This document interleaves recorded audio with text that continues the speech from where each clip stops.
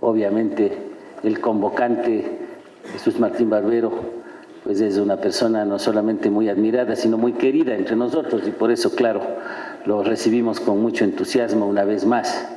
Esta universidad ya se adelantó a este homenaje tan merecido que le ha hecho Chispal, cuyo director ha tenido la bondad de proporcionarnos esta ocasión de que Jesús Martín Barbero estuviera una vez más en este Paraninfo. Chispal estaba haciendo un homenaje al que nos adherimos, pero nosotros nos adelantamos un poco, hace como 12 años, ¿no es cierto?, cuando te designamos profesor honorario de esta universidad. Bueno, bienvenido. Yo solo le paso la palabra a Pepe Lazo porque creo que aquí todos tenemos una expectativa y es oír al man, ¿no es cierto? No, oírnos a nosotros mismos. Bueno, estimados amigos, yo tampoco voy a decir mayor cosa. Para nosotros realmente es un honor tener aquí a Jesús, con quien nos une, como decía Rosana Reguillo, no solo discusiones, complicidades, recorridos, mapas nocturnos y mapas diurnos, sino que nos ligan muchos afectos y algunos tiempos pasados que no sé si fueron mejores que los presentes. Y simplemente lo que quiero decirles es, ustedes conocen la enorme trayectoria de Jesús, yo no me quiero detener en eso, sino simplemente darle la palabra, y lo que vamos a hacer ahora es, vamos a decir que Jesús nos hable sobre lo que está pensando actualmente. Es un hombre que piensa y que no deja de pensar y de pensar el mundo y las circunstancias que vivimos, de ahí el título de este conversatorio. Yo no quiero alargarme más y dejarle la palabra a Jesús. No sé si Francisco quiere decir alguna cosa, si no, entonces con ustedes, Jesús. Estoy muy agradecido al señor rector y a mi amigo Pepe Lazo de invitarme a regresar a esta universidad que fue durante mucho tiempo uno de los espacios más estimulantes para mi propia investigación, para mi trabajo. Desgraciadamente, los últimos 10, 12 años he estado con graves problemas de salud y me ha recortado enormemente las posibilidades de viajar. Pero no puedo venir a Quito sin venir a la Universidad Andina. Son muchos años de haber acompañado y de haberme sentido acompañado por amigos con los que hemos compartido batallas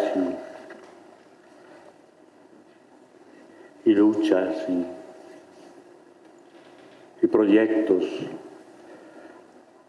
Bien, esta noche yo quisiera realmente que tuviéramos un mínimo de tiempo de conversación. Por razones varias, hasta ahora las dos conferencias que hice en Chispal y en la Central fueron de esas que no hay tiempo para. Pero la verdad es que traigo una bomba.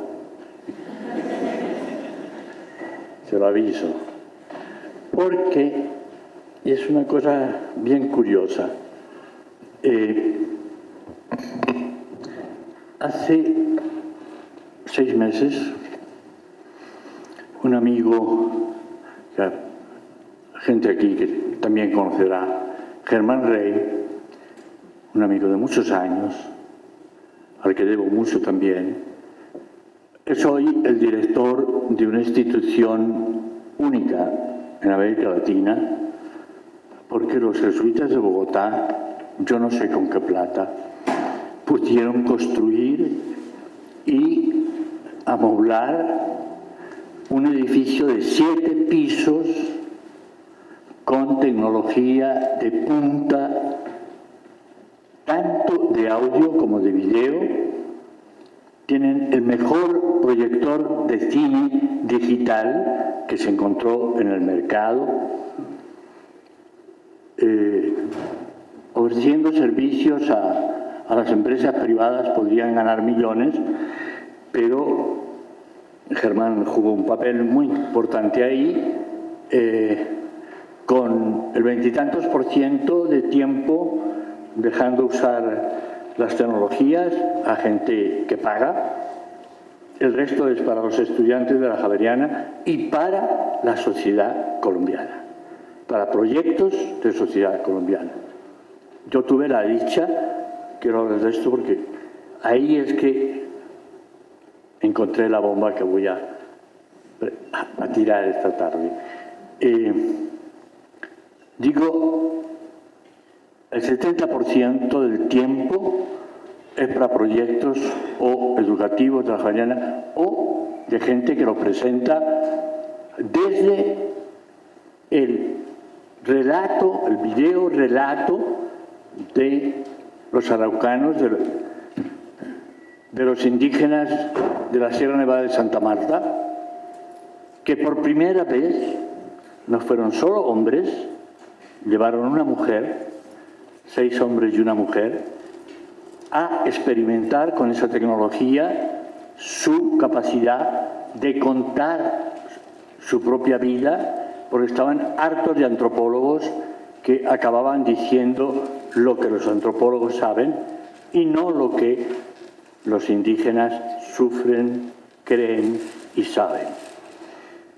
Y yo fui sorprendido porque un festival internacional en Ciudad Bolívar, que es el ámbito de desplazamiento de toda Colombia, a donde ha llegado por lo menos el 40% de la guerra, está en Ciudad Bolívar. Tiene más de 1 millón de habitantes, ese barrio de invasión, como se llaman en Colombia, y tienen un festival internacional con un título divino, Ojo al Sancocho. Pues el festival Ojo al Sancocho, yo me encontré, me invitaron a hacer de jurado en un festival y descubrí que realmente esta gente sabía de cine bastante más que yo. Y yo creía que había leído mucho y había visto mucho cine, y me encontré a gente joven con una capacidad de saber lo que querían contar. Y entonces le dije a Germán, y los primeros que usaron la última tecnología de video fueron mis amigos del Festival Internacional de Ojo al Sancocho. Ellos dijeron muy claro, como me dijeron a mí, mire, el señor que inventó el cine era el dueño de un circo, el señor Méliès, y es verdad. O sea, los hermanos Lumière inventaron la técnica, pero pensar lo que se podía hacer en términos de lenguaje novísimo con esa técnica fue Méliès, y era el dueño de un circo. Entonces, el dueño de un circo inventó el lenguaje del cine, que no nos vengan los académicos a decir a nosotros qué es hacer cine. Ante esa posición yo le dije a Germán, mira, hay que dejarles que realmente hagan lo que les dé la gana, y les dejó. ¿Por qué he hecho esta larga introducción? Porque en otra loquera de Germán ha hecho con la Secretaría de Educación de Bogotá el primer mapa de los colegios públicos, o sea, de lo que llaman en Colombia las escuelas, porque los colegios son los privados. La palabra colegio parece que es más noble, no sé para quién, y en Colombia las públicas son escuelas. Pues bien, hicieron un mapa, unos mapas maravillosos, muy serios, con mucha información de base, de dónde procedía la gente, de los barrios donde estaban las escuelas, de dónde venían los maestros, etc. Y hicieron un mapa de la relación de las escuelas con los medios de comunicación y especialmente con con el incipiente mundo digital. Y llevó a las escuelas como un pequeño premio a que hicieran una exposición de sus producciones, escritas, dibujadas, audiovisuales. Y él iba a inaugurar este encuentro raro de maestras y maestros con niños en Ático. Y tuvo una necesidad de viajar y me dijo el día anterior, tienes que ir a ver, y me dijo así, tienes que poner una bomba, porque se trata de hacer algo, hay que entender lo que está pasando realmente en Bogotá. Yo llegué y me encontré un montón de maestras, sobre todo, de niños de primeros grados hasta el comienzo del bachillerato, de la secundaria, y a un panel de jóvenes expertos en relación entre nuevas tecnologías y educación de todo el país. Uno de Barranquilla, una paisa, una de Medellín, con una larga experiencia de hacer pedagogía con Internet en la calle, en Medellín, en diversos barrios, con las madres alrededor y los niños como protagonistas. Y a mí se me ocurrió que era el lugar más indicado para decirles bienvenidos de vuelta al caos. Así empecé. Bienvenidos, y esta noche les digo lo mismo. Bienvenidos de vuelta al caos. Después de 2 siglos, más de 2 siglos, de eso que Occidente ha llamado modernidad,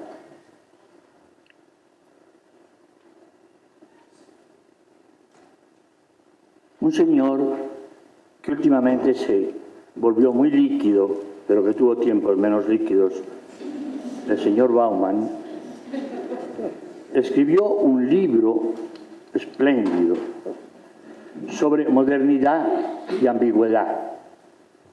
En castellano les asustó la palabra ambigüedad y pusieron ambivalencia, que es una cosa como más fina, más intelectual, más académica. Yo le pregunté en una ocasión y me dijo, no, es ambigüedad. O sea, lo que yo quise decir no fue ambivalencia. Y en ese libro hace una reflexión muy novedosa, aunque sea antigua, pero muy novedosa, sobre qué fue lo que parió la razón moderna. ¿De dónde viene? ¿De dónde salió esta razón? ¿Qué buscó? ¿Y qué ha logrado? Y lo que cuenta Bauman es, bueno, resulta que, aun después del Renacimiento, Occidente vivía en manos de brujas y de chamanes y de saberes muy antiguos, de saberes que tenían que ver con el origen, con el fuego, y el mundo seguía en una enorme inseguridad, sobre todo con relación a la naturaleza, es decir, a las tempestades, a los terremotos, todo eso que realmente era el hábitat de los seres humanos. Y entonces hubo unos señores, debió haber también unas señoras, pero no nos conservaron los nombres, porque en esos tiempos los que pensaban, y además los que lo escribían, pertenecían al mismo sexo. Y decidieron luchar con otras armas que las armas brujeriles y religiosas contra la inseguridad. Había que luchar contra la inseguridad. Y concibieron un sistema ya no de rezos y de relaciones con los dioses, sino concibieron el orden. El orden. O sea, sintieron que ya estaba bien de caos y que había que poner orden en el mundo. Y la razón moderna es esto, dice Bauman. Atención, así como los griegos, estoy leyendo a Bauman, así como los griegos tuvieron en el centro el ser, o sea, el ser no era lo que se pensaba, era desde donde se pensaba. De ahí lo extraño que resultó que Heidegger volviera a poner en el eje de la mirada de la filosofía al ser en el siglo XX y además después de haber sido bastante cómplice de sus amigos nazis. El hecho es que los modernos decidieron ordenar el mundo, pero entonces el orden sustituyó al ser. El ser no era lo que se pensaba desde el ser, desde un pensamiento del ser, así como después hemos tenido muchos pensamientillos del hacer, del trabajar. No, el ser era el lugar desde el que se pensaba todo. Pues bien, el orden no fue el objeto del pensamiento, sino el lugar desde el que la razón pensó, la razón moderna pensó todo. El orden. Y el orden es clasificación y control. Un lugar para cada cosa y cada cosa en su lugar. Solo el orden racional, podía fundamentar una seguridad para ya la compleja vida de los seres humanos en Occidente. Entonces, la razón moderna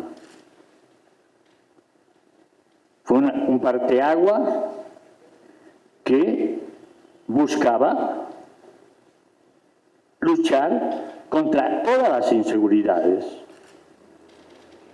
Y ahí es que termina su introducción Bauman y entra en el libro diciendo qué ha significado para Occidente que el orden, o sea, la razón moderna, sea todo lo contrario de la ambigüedad, de la heterogeneidad, de la diversidad, porque la cultura occidental no entiende que haya otras culturas realmente. Y lo que les dice es, o entran en la nuestra, o les acabamos, las desaparecemos, o se asimilan a nosotros, o se van al carajo, porque no tienen función, nos hacen inseguros, rodeados de gente que no piensa como nosotros, no siente como nosotros, no sueña como nosotros, no reza como nosotros. El mundo es muy inseguro. El mundo es muy inseguro. Y resulta que la razón moderna es la búsqueda de la seguridad. Entonces, la ambigüedad no cabe. Uno no puede estar y no estar. Yo no sé si ustedes lo saben, pero cuando Heidegger firmó él, como nuevo rector de la Universidad de Heidelberg, la expulsión del judío Husserl, su maestro, hay copias de los apuntes del discurso. Y el discurso fue, miren, el problema es que los judíos nunca son del todo de ningún sitio. Y así uno no puede convivir. Uno tiene que saber fiarse de los que tiene alrededor. Si yo no sé si eres o no eres, hoy necesitamos que sean alemanes. Pero los judíos nunca van a ser del todo alemanes, porque ellos son otra cosa. Aquí está la razón moderna. Ya no la primera, la de los rusonianos. No, la razón moderna pura y dura, que dice o es así o no es, para decirlo con palabras de los griegos. Bien, entonces resulta que esa razón está agotada. Esa razón, como ha escrito Milton Santos en el libro que se publicó a los 6 meses de morir. Milton Santos es el geógrafo político más importante de la historia, no solo de América Latina, posiblemente del mundo. Un marxista de raca mandaca que jamás fue dogmático. Es casi un oxímoron, pero perdón. Milton Santos se permitió decirnos en un libro que estaba terminando de hacer y se murió antes de terminarlo, por una otra globalización y que yo logré hacer publicar en castellano, traducirlo en el Comediantes Bello en Bogotá, con la firma de su esposa, que nos autorizó a hacerlo. Milton Santos escribe en ese librito, atención, Occidente no sabe dónde está. Se cree que todavía es la razón hegemónica y no lo es. El entrecruce de cosmovisiones del mundo hoy pone en ridículo cada vez más a esta creencia absurda de la razón moderna occidental, de que ellos tienen la verdad, tienen la justicia y tienen el poder a la vez, las tres cosas. Y es muy difícil tener las tres. Es muy difícil tener la razón siendo el poder, y es mucho más difícil ser justo siendo irracional. Entonces, lo que nos encontramos es que hay un entrechoque de cosmovisiones que ponen seriamente en peligro la creencia occidental de que todo el resto o se asimila a nosotros o está contra nosotros. Esa razón no funciona. Y esa ha sido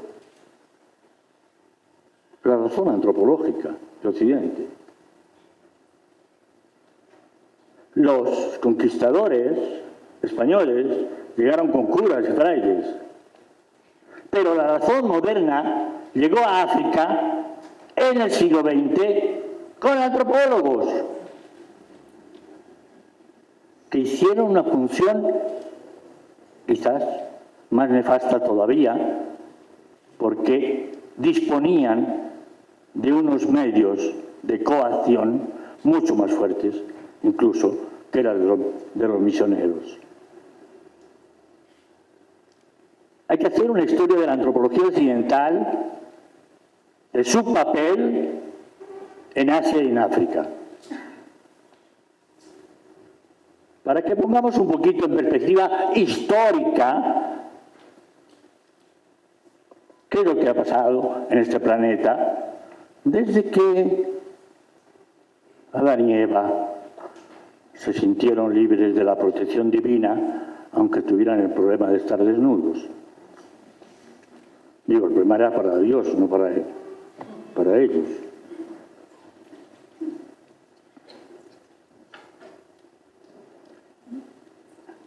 Esto me lleva, dando un brinco, pero las bombas son así, brincan, a la última vez que he escuchado a Rancière, por suerte, en el Museo Nacional de Bogotá, hace un par de años, una visita preciosa,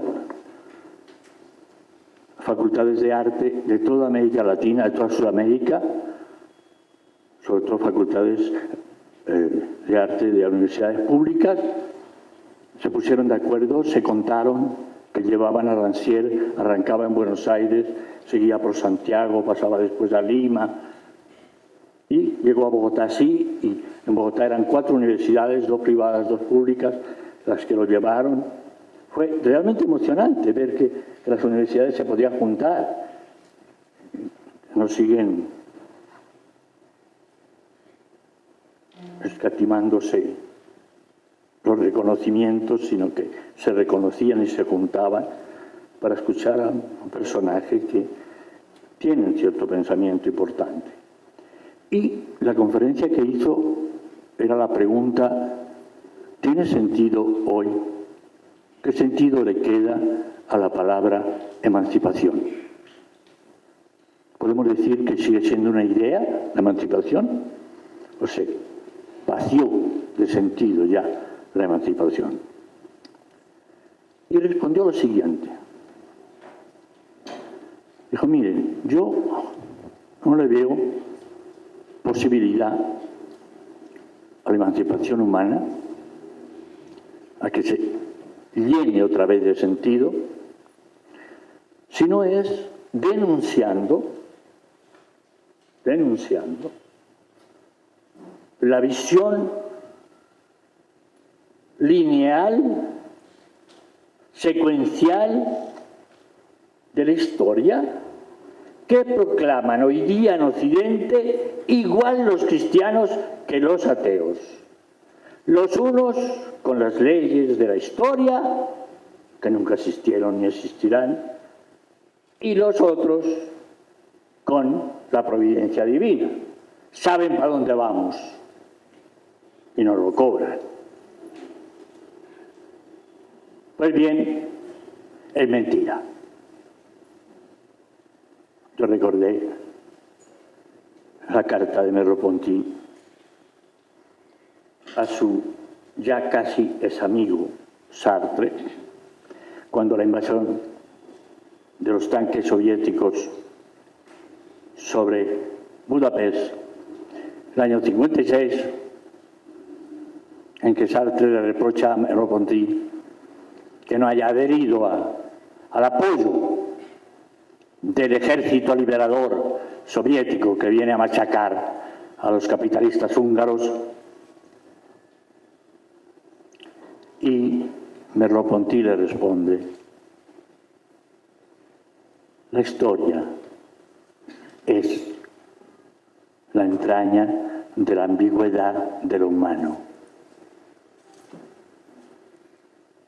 No puedo creer que tú creas que la historia tiene leyes.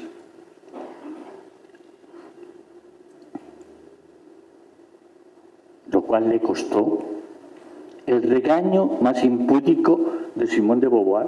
Pueden leerlo, hay un libro de las cartas entre Merleau-Ponty y Simone de Beauvoir y pueden ver la soberbia de la señora Simone de Beauvoir frente a la posición equilibrada, sensata, no en el sentido pendejo de sensatez, en el sentido en que nuestros abuelos, al menos los míos, hablaban de sensatez en un pueblo de Castilla, que era otra cosa. Bien, entonces, lo que nos dijo fue: como la historia está en manos de los unos y de los otros, de los creyentes en Dios y de los creyentes en la razón, no nos queda sino los destiempos, los intertiempos, los intervalos. Que nadie piense en cambiar algo así, no. Y entonces yo recordé un texto maravilloso, pionero, de Nery Richard, sobre los destiempos latinoamericanos. Si ha habido un continente que ha ido y ha vuelto a ir y se ha devuelto otra vez. Hemos hecho nuestra historia a la mitad de camino entre pequeñas regularidades y montones de irregularidades, de figuras tragicómicas, nunca eran del todo cómicas ni trágicas. Los destiempos, los intervalos, los intertiempos. Les puedo decir que me sentí muy bien porque yo llevo años pidiéndole a mis amigos brasileños que hagan la teoría de las brechas. Ellos están hablando de las brechas desde hace mucho tiempo. Y es de que la lucha es horadar el muro, porque la razón moderna es un muro de acero forjado, requete, condensado. Pero hay brechas y uno puede ir horadando y romper. Esto fue lo que nos dijo. La emancipación es que los seres humanos estamos convencidos de que la pared tiene agujeros, tiene debilidades, tiene brechas, tiene lugares donde no cuajó el muro del todo. Ya estamos peleando desde los intertiempos, desde los destiempos. O sea, cuando le va mal al capitalismo y cuando le va mal a la razón moderna, hay que saber y hay que estar atentos, porque ahí podríamos hacer cosas. Pero como no estamos, porque unos estamos con Dios y los otros con el otro, con la razón, ojalá fuera una razón dionisíaca. Es bastante torpona y catequética. Y bien, la otra cara de la bomba. La verdad de este cuento, de que lo que cuentan son los destiempos, es lo que nos trae el mundo digital. Nada más y nada menos que la vuelta de la oralidad. Pero en serio, la oralidad. Un hipertexto está 1000 veces más cerca de una conversación que de la página de un libro de izquierda a derecha y de arriba abajo. ¿O no? Y hecho de una vez para siempre. El libro se cierra y se abre y permanece hasta la eternidad. Y la cultura letrada y la ciudad letrada, de la que nos habló Ángel Rama, ha utilizado la letra para humillar a los de la cultura oral, que son la inmensa mayoría de América Latina hoy, no antes de ayer, hoy. Porque nuestra escuela en América Latina no ha tenido una escritura unos pocos años, en tiempos de revolución en México, unos pocos años en tiempos de una escuela pública maravillosa en Argentina, de la cual ha escrito un capítulo maravilloso Beatriz Arlo, de cómo eran las maestras entre los años 20 y los 50 en Argentina. Las maestras. Yo estuve en un levantamiento del magisterio argentino y me invitaron con Tedesco, cuando todavía no era ministro, y de 1000 había 28 hombres y el resto mujeres. 970 y... Pues bien,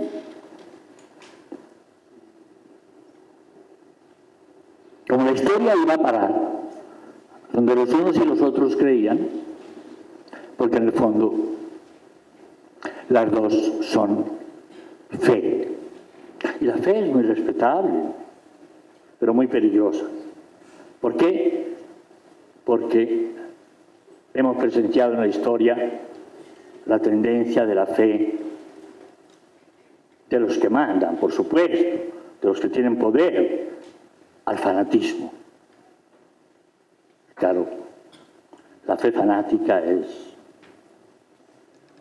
Pues bien, lo que estamos atravesando es realmente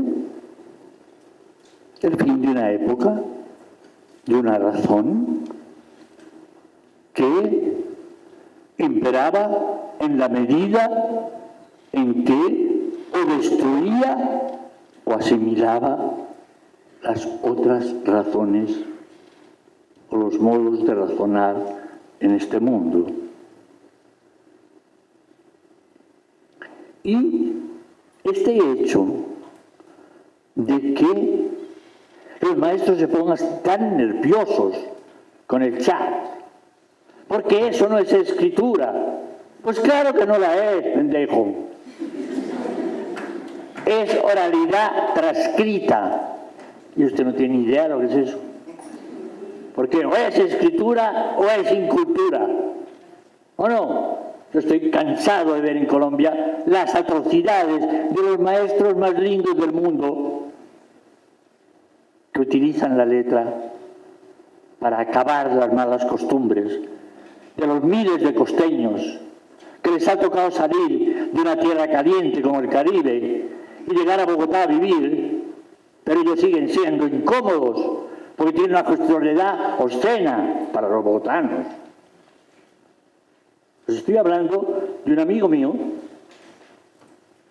psicólogo, que se fue a hacer su investigación de tesis en Ciudad Bolívar y se encontró una escuelita pequeñísima, pobrísima, maestro y maestra enseñando todo a todos, y la cantidad de costeños que no dejaban de hablar y no dejaban de moverse. Si en Bogotá hace mucho frío y la gente se está sentadita, tranquilita, ¿sí? Y no habla, porque hace más frío si tú abres la boca. Entonces, este hombre, pues estaba, este amigo mío, muy contento porque iba a poder hacer un experimento no solo psicológico, sino antropológico. ¿Qué pasaba con estos niños costeños en una escuela de maestros bogotanos? Jóvenes los dos. Les digo, en unas condiciones de trabajo inmundas. Pero ahí, así es Ciudad Bolívar. Y bien, hizo su primer estadía, su trabajo de campo, y volvió a los 6 meses. Y cuando volvió, se encontró a todos los niños, incluidos los costeños, calladitos, bien sentados, leyendo deletreadamente páginas de libros. Y él hizo una especie de conversatorio largo con los maestros y les dijo, ¿cómo lograron esta maravilla? ¿Cómo lograron que los costeños se estuvieran quietos, callados, buscaran las palabras exactas para decir las cosas cuando ellos tenían un vocabulario libertino muy rico? Ya no utilizaban una sola palabra costeña. Y los dos, el maestro y la maestra, le dijeron con un orgullo maravilloso, les pusimos a hablar como se escribe. Reaprendieron a hablar leyendo. yo recordé a los famosos gramáticos del siglo XIX colombiano, que hicieron que quedara en la primera Constitución de Colombia que un ciudadano era el que tenía no solo bienes, un mínimo de propiedades, sino un mínimo de propiedad en el hablar. Y en Bogotá había que hablar como hablaban los madrileños. Así, sin mal ni mal, como los madrileños. Mejor dicho, su ideal, que hablaran como hablaba Cervantes. O sea, de aprender a hablar castellano, no van a hablar como los andaluces que no saben hablar. Hay que hablar como un castellano viejo, que esos son los que saben hablar.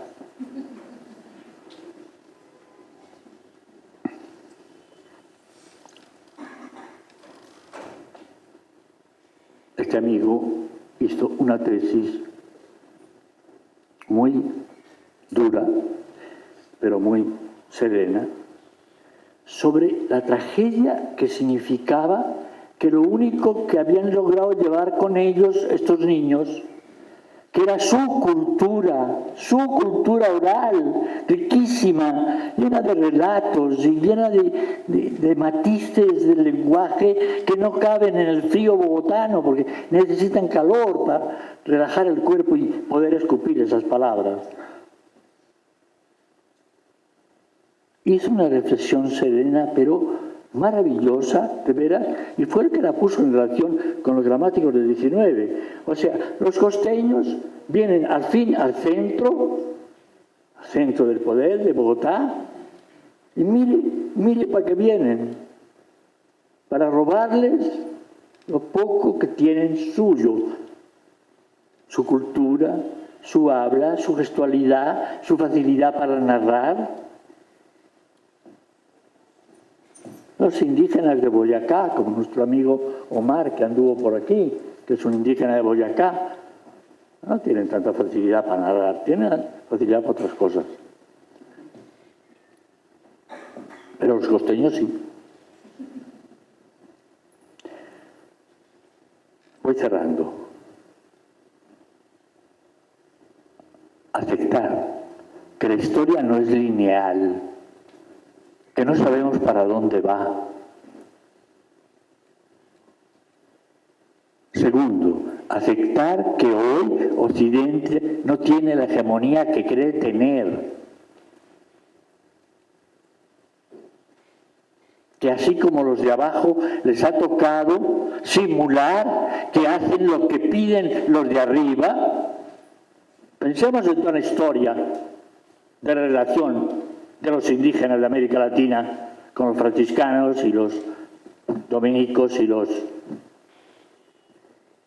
primeros que entendieron que les estaban engañando los jesuitas, y entonces se pusieron realmente del otro lado y lograron que los guaraníes compusieran una ópera y la cantaran, y la tenemos. Pero esto no se cuenta y esto no se... Los letrados, los literatos letrados, la música no les interesa, en el sentido en que la música en América es importantísima, porque los cuerpos son distintos, los ritmos son distintos, y por ahí pasa la cultura más primordial y por tanto más de fondo. Entonces, bienvenidos al caos. La razón occidental sigue simulando y, evidente, el mundo también sigue simulando que está asimilado. Pero las palabras de Milton Santos, el entrechoque de cosmovisiones va a ser cada vez más grande y la hegemonía occidental está bailando en una cuerda floja.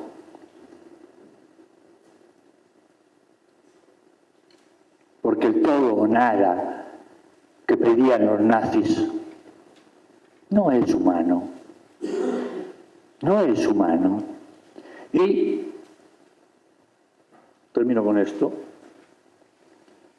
Bauman termina su reflexión diciendo: y las ciencias sociales cuando van a descubrir el principio de incertidumbre, porque ya va siendo tiempo.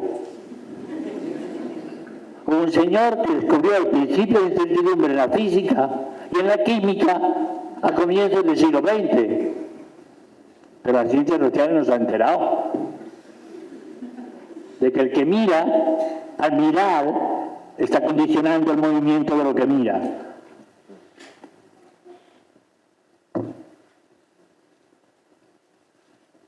Perdónenme que no haya hablado ni de comunicación ni cultura, pero les traje una pequeña bomba.